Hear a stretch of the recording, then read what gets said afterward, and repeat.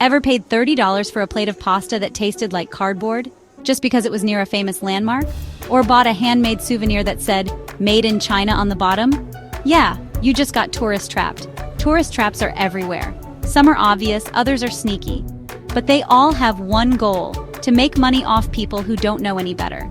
Today, I'm going to show you how to spot, avoid, and even outsmart tourist traps, so you can have a way more authentic, affordable, and unforgettable travel experience. Let's get into it. A tourist trap is a place or activity that looks exciting, authentic, or even essential. But it's really just a money grab. It could be a restaurant serving overpriced, watered-down versions of local dishes, a shop filled with souvenirs that look handcrafted, but were mass-produced in a factory, or a popular photo spot that charges you just to stand there. They're designed to lure in tourists who are excited, overwhelmed, and often short on time. And once you're in, it's hard to walk away without spending more than you planned, for something that's way less special than it seemed. But here's the twist. Not all touristy things are bad. It's okay to visit famous spots. The key is knowing when you're paying for a real experience and when you're paying for hype. So why are these traps so common? Simple, because they work. Tourists are often unfamiliar with the area, don't speak the language, and rely heavily on the internet or guidebooks. That makes them easy targets. Businesses know this, so they set up shop near major attractions, inflate their prices, cut corners on quality, and rake in the profits. In fact, some cities even lean into the trap culture because it brings in cash fast, even if it damages the local experience over time.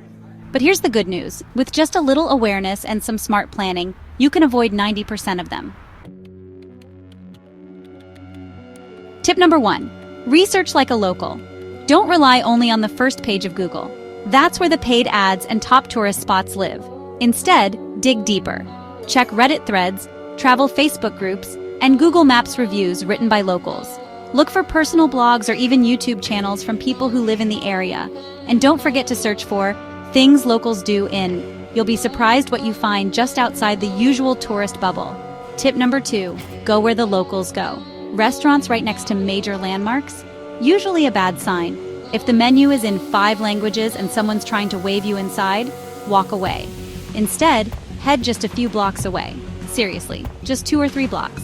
And you'll find completely different prices, food, and atmosphere. Locals usually eat where the food is better, cheaper, and more authentic. If you see a line of locals and no tourists, you've found gold. Tip number 3. Watch the timing.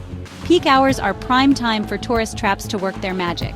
That means bigger crowds, longer lines, and higher prices. If you want a better experience, visit major attractions early in the morning or later in the evening. You'll avoid the rush, the noise, and sometimes even get a better view. Plus, golden hour photos, way better than noon hour crowds. Tip number 4. Be skeptical of free or special offers. A free drink with your meal, a huge discount just for today. A tour that seems too good to be true. Here's the rule. If it feels like a gimmick, it probably is. Many of these offers are just bait to get you in the door. Once you're inside, the prices quietly go up or the quality goes down. And before you know it, you're spending double. Trust your gut. If something feels off, move on. Tip number 5. Learn a few local phrases. Even if you're not fluent, knowing how to say things like hello, thank you, or how much is this? In the local language can go a long way. Locals appreciate the effort, and it signals that you're not just another clueless tourist. It can also help you avoid being overcharged or misled, especially in markets or taxis. Tip number 6. Use public transit or walk. Hop-on, hop-off buses can be fun, but they're not how locals get around. If you want to see the real city, walk through it or take a train. Public transit forces you into everyday life. You'll see neighborhoods, street art, local shops, and maybe even have a real conversation with someone from the area.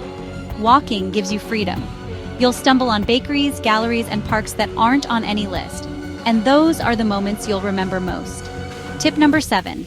Don't be afraid to say no. This might be the most important tip. If someone is aggressively trying to sell you something, offer you a tour, pull you into a restaurant, or put a bracelet on your wrist for free, just say no and walk away.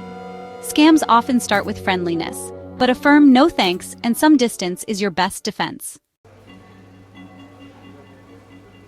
Here's one we fell for. On our first trip to Paris, we went straight to a cafe across from the Eiffel Tower. It looked cute, had a great view, and seemed like the perfect spot. We paid $16 for a croissant and coffee, and it was stale. 2 days later, we found a quiet bakery tucked into a side street. No view, no crowd, but the croissant? Life-changing. And it cost $3. Lesson? The closer you are to the attraction, the farther you are from the real experience. One of the best ways to avoid tourist traps is also the simplest. Just ask a local. Bartenders, baristas, hotel staff, or even shop owners are often more than happy to point you toward better food, quieter spots, or even things most tourists never find. You might even make a new friend in the process. So to recap, tourist traps are loud, flashy, and tempting. But with a little effort, you can dodge the scams, save your money, and experience the real heart of the place you're visiting. Traveling smart doesn't mean missing out, it means knowing what's worth your time, and what's just noise. Now, I want to hear from you. What's the worst tourist trap you've ever fallen for? Drop it in the comments. I'm making a follow-up video where I read your best or worst stories. And hey, if this video saved you from getting scammed on your next trip, give it a like, hit subscribe, and share it with your travel buddy. Stay curious, stay sharp, and I'll see you in the next one.